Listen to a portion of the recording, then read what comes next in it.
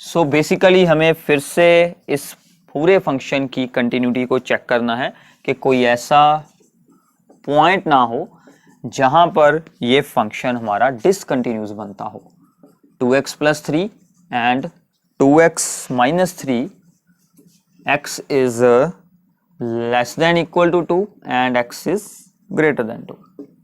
सो simple है, फिर से हमारे केस बनेंगे जैसे हमने मोड वाले सम में किया था। ये वाले हमारे बन जाएंगे 3 केस। एक बनेगी c इज इक्वल टू 2, एक बनेगी c is less than 2 and c is greater than 2। 3 case बनेंगे। सो फिर से हम वही लिखेंगे, let c be any real number. तो जब भी आपको जनरल कंटिन्यूटी चेक करनी है तो आपको कोई ना कोई डोमेन में से रियल नंबर चूज करना पड़ेगा। उसके आपको केस बनाने हैं।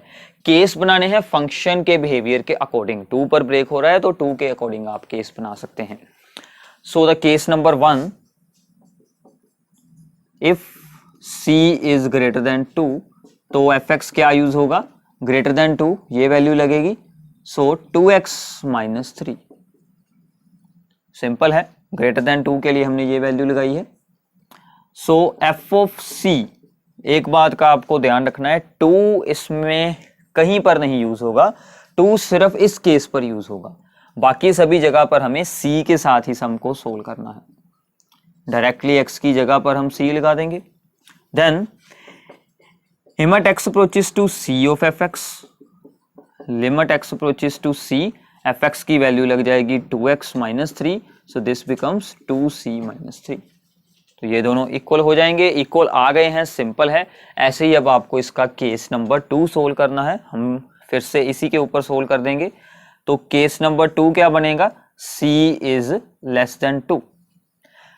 उसके लिए ये वैल्यू लगेगी, तो मतलब यहां पर बन गया 2x प्लस 3, यहां पर 2c प्लस 3, तो यहां पर भी सिर्फ प्लस आएगा, बाकी सभी कुछ सेम रहने वाला है। तो ये दोनों केस तो काफी सिंपल होते हैं। तो third case c is equal to 2, उसको अब हम यहां पर डिस्कस करते हैं। c इज इक्वल टू 2 वाला केस, ये दोनों केस काफी सिंपल थे।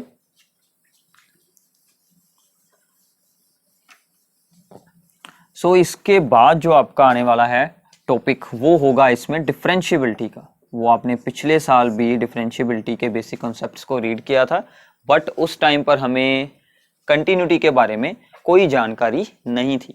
इस बार हम इस कॉन्सेप्ट को भी डिफरेंशिएबिलिटी के साथ रिलेट करेंगे। सो केस नंबर 3 क्या है, if c is equals to 2, जब c की वैल्यू ही 2 हो तो फिर से 2 पर फंक्शन चेंज कर रहा है बिहेवियर, तो हमें right hand limit and left hand limit दोनों को सोल्व करना पड़ेगा। So left hand limit x approaches to 2 negative fx, 2 से छोटी value means this one 2x plus 3।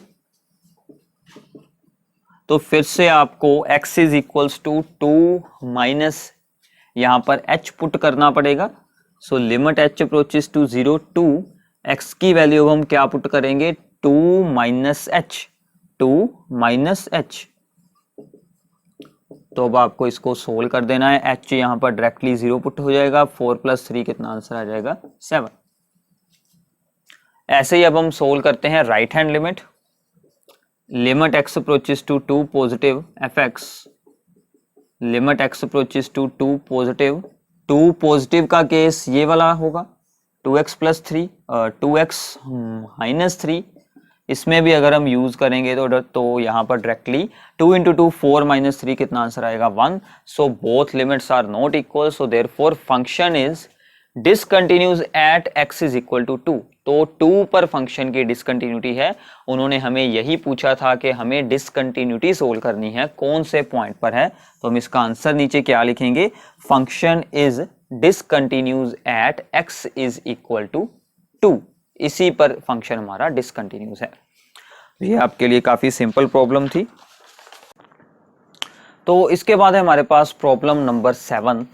तो इसकी भी हमें पॉइंट ऑफ द डिसकंटिन्यूटीज को सोल्व करना है।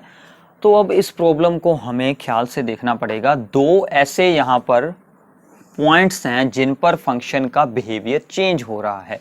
First one is the x is equals to -3 and second is the x is equal to 3।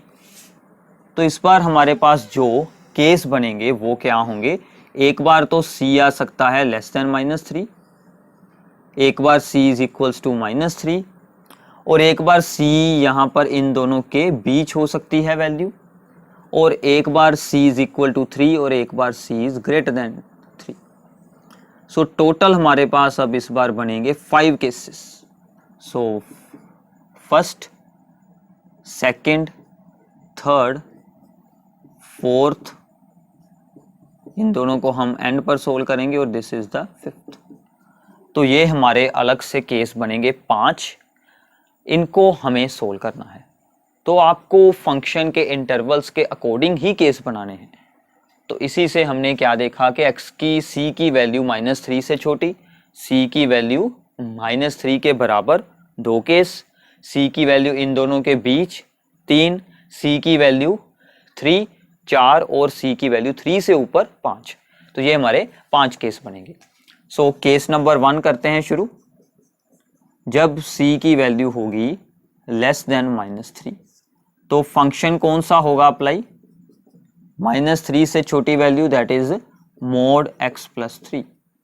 Now f of c is equals to mod c plus 3, और इसको जब आप solve करेंगे तो आप इसको लिख सकते हैं -c प्लस 3। ये स्टेप क्यों किया गया है, क्योंकि mod c जो है, जो c वैल्यू है, c इज नेगेटिव। c क्या है, c की वैल्यू 0 से छोटी है। तो अगर कोई भी नंबर 0 से छोटा मोड के अंदर हो उसके बाहर हम क्या लगा देते हैं, माइनस लगा देते हैं। इसलिए limit x approaches to c, वो भी सेम आंसर आ जाएगा, उसका भी सेम आंसर आ जाएगा। सो ये दोनों आंसर सेम है। तो इससे हमारा क्या प्रूफ हो जाएगा कि जो हमारा फंक्शन है वो कंटिन्यूस है फॉर दिस इंटरवल। आपको हर केस के एंड में जरूर लिखना है f is continuous for this value. तो ये हो गया हमारा केस नंबर 1। अब हम हमारा यहाँ पर सोल्व करते हैं केस नंबर 2 दैट इज -3 और 3 के बीच वाली जब वैल्यू होगी। तो second case is x is c is -3 और 3 के बीच होगी। तो fx का क्या फार्मूला लगेगा, -2x। तो यहां पर क्या बन जाएगा, -2c डायरेक्ट वैल्यू लगेगी, और यहां पर भी हमारा डायरेक्ट आंसर आ जाएगा -2c। तो ये भी आपका सिंपली सोल्व हो जाएगा। जितने भी केस हैं यहाँ पर इंटरवल के बीच रहती है वैल्यू जिसमें इक्वल टू है, वही हमारे लिए सोल्व करना डिफिकल्ट है, बाकी सभी सिंपली होने वाले हैं यहाँ पर। तो ये भी हो जाएगा प्रूफ, ये भी सिंपल है। ऐसे ही आपको थर्ड केस प्रूफ कर देना है that is the c is greater than 3। c is greater than 3, उसके लिए क्या वैल्यू आएगी fx की, ग्रेटर देन 3 के लिए 6x प्लस 2। अब इसमें हमें c यूज करनी है, c 6 c प्लस 2, और यहां पर भी सेम आएगा। तो ये हमारे केस नंबर 1 2 3 तो काफी सिंपली हो जाएंगे। अब हमें केस नंबर 4 करते हैं solve that is c is equals to the -3। तो ये आपको साथ में ही नोट डाउन कर लेने हैं।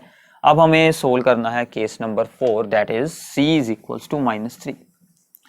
अब -3 पर जो फंक्शन है वो बिहेवियर चेंज कर रहा है।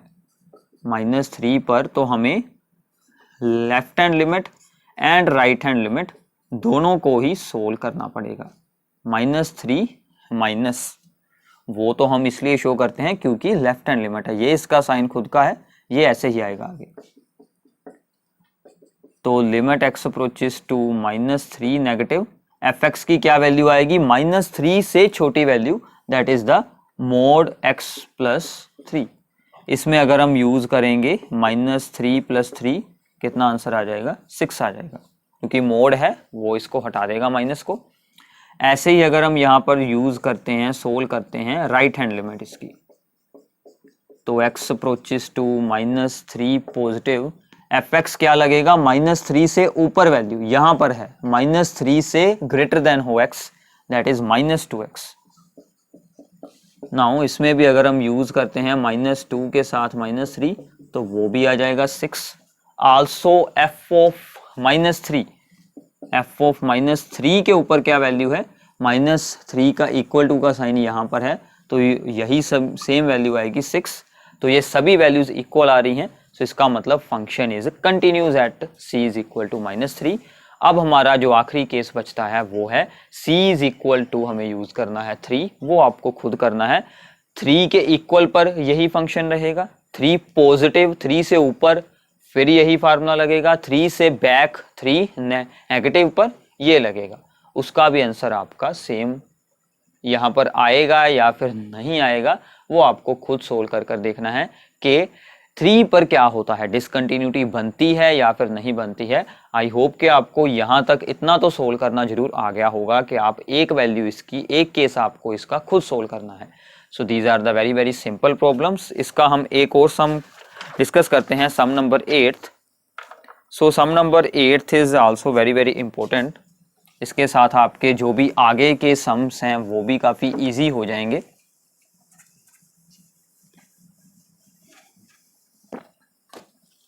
सम नंबर 8। सो स्टेटमेंट है f x is equals to mod x over x and 0, x is not equal to 0 and x is equal to 0। So फिर से हमारे यहां पर बनेंगे case number 1, if c is greater than 0। अगर c greater than 0 हो तो क्या होगा, f ऑफ x तो ये सेम लगेगा, mode x plus by x, f of c mode c over c। हमने यहां पर x की जगह पर c पुट की है। Now c is greater than 0, so mod c is equal to c, so this is equal to 1 and limit x is to c f x is also equals to the same value, उसका भी आपका same result आ जाएगा। तो ये आपका proof हो जाएगा easily. This is also very very simple case. इसका भी जो सेकंड केस है वो भी हम सिमिलरली बना लेते हैं, c is less than 0, c is less than 0, formula same रहेगा क्योंकि x is not equal to 0 के लिए सेम फॉर्मूला है। अगर x की वैल्यू 0 से अलावा कुछ भी है तो यही फॉर्मूला हमें अप्लाई करना है। इस बार सिर्फ चेंज क्या होगा कि c 0 से छोटी वैल्यू है तो उसका मोड c क्या आएगा, -c, तो -1 लगेगा, यहां पर भी -1 आ जाएगा। सो दोनों आंसर इसके केस में भी सेम है, नो प्रॉब्लम है। इस पर भी फंक्शन हमारा कंटिन्यूस ही रहने वाला है। तो फिर से हमारी प्रॉब्लम आ रही है c इज इक्वल टू 0 पर हमें सोल्व कर देखना है कि वहां पर क्या आंसर मिलते हैं। तो केस नंबर 1, 2 तो हमारे जितने भी सम हमने किए हैं सभी में ही सिंपल बनते हैं। जब हमने इक्वल टू यूज करनी है वही केस हमारा इंपॉर्टेंट बनना है।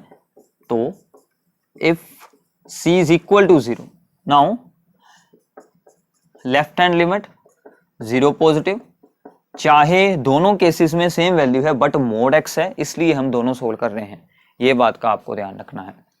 So limit x approaches to 0 positive mod x over x।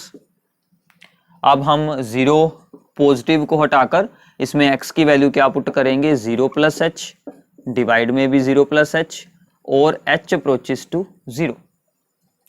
सो ऊपर हमारे पास क्या बन गया, limit h approaches to 0 mod h over h, और h is always greater than 0 होता है, ये हमने पिछले एक सम में मैंने आपको बताया था।